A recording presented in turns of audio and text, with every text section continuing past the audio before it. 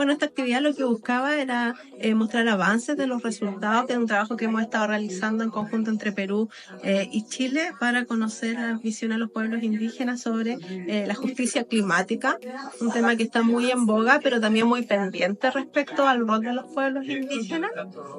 porque se suele hablar y políticamente es correcto decir que, por así decirlo, los pueblos tienen la solución a las situaciones ambientales que estamos viviendo, el cambio climático, saben convivir con la naturaleza, lo han hecho durante largo tiempo. Desde el punto de vista del seminario, nosotros lo que queremos hacer es conocer las perspectivas indígenas en temas de cambio climático y aprendimos mucho. Fue un intercambio entre casos locales, pero también de la experiencia nacional en la participación indígena en estos temas. Estuvimos hoy día en la Universidad Diego Portales en el seminario Visiones Indígenas para la Justicia Climática,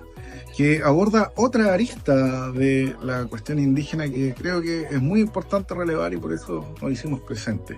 que es la intrínseca conexión que ya mostrábamos cuando fuimos a Quinquén de las demandas indígenas y las demandas ambientales, y donde ha habido un círculo de la cultura occidental que ha vuelto de esta noción de los objetos a la mano, de la naturaleza a disposición, que va a un modelo extractivista y que en definitiva coloca en entredicho la posibilidad de que los propios seres humanos subsistan en un contexto de cambio climático que ya se agudiza,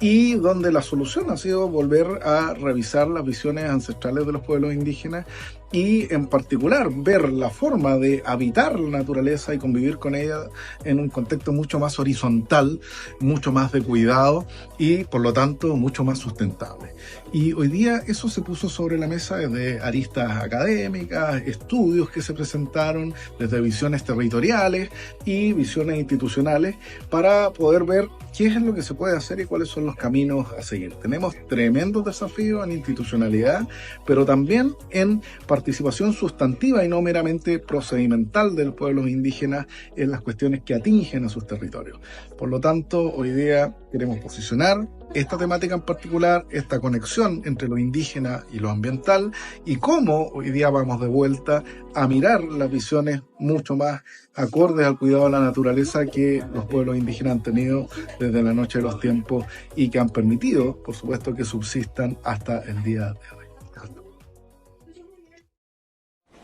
Gobierno de Chile. Chile avanza contigo.